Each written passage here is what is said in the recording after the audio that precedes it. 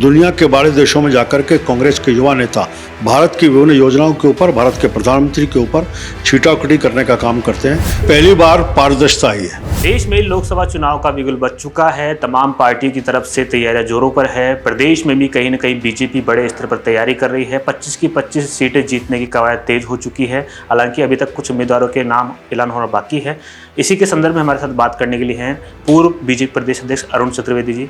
Sir, जिस तरीके से तैयारी है बीजेपी की, क्या कुछ लगता है 25 के 25 सीटें और इस बार 400 पार का भी नारा लेकर चल रहे हैं, क्या कुछ? निश्चित रूप से राजस्थान में जिस प्रकार की स्थिति है, मैं कह सकता हूं कि 10 साल का नरेंद्र मोदी जी के नेतृत्व में केंद्र सरकार का काम, जिसमें चाहे हम शौचालय की बात करें, उज्ज्वला योजना की बात करें, जनधन खातों के माध्यम से हम लोगों को सहायता पहुंचाने की बात करें, घर और प्रधानमंत्री आवास योजना की बात करें, हर घर नल से जल पहुंचाने की बात करें, घर घर बिजली पहुंचाने की बात करें, आंतरिक सुरक्षा या बाह्य सुरक्षा, इन सब के नाते से जहां आम आदमी के जीवन को उठाने का काम नरेंद्र मोदी जी के नेतृत्व में हुआ, वहीं विश्व के पटल पर भारत का मान बढ़े, इसकी दिशा में भी सकारात्मक काम हुए और उसके स्पष्ट रूप से दिख भी रहा है।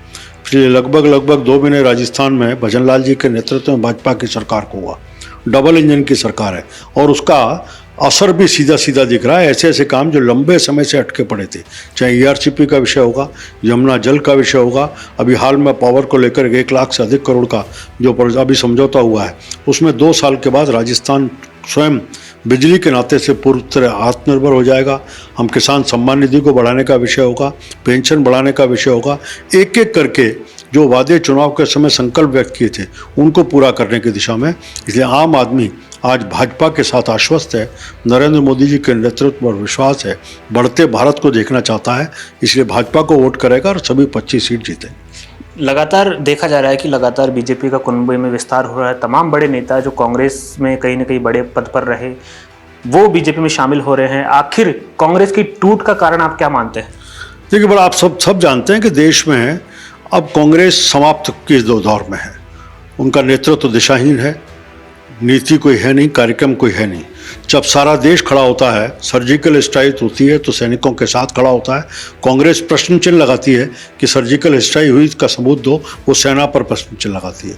दुनिया के बड़े देशों में जाकर के कांग्रेस के युवा नेता भारत की विभिन्न योजनाओं के ऊपर, भारत के प्रधानमंत्री के ऊपर छीटाकटी करने का काम करते हैं। जब डोकलाम होता है तो सारा देश सैनिकों के साथ खड़ा होता है और कांग्रेस प्रश्न चिन्ह लगाती है। इसलिए अब कांग्रेस समाप्त प्राय है। ऐसे में डूबती नाव में कोई सवारी नहीं करना चाहता।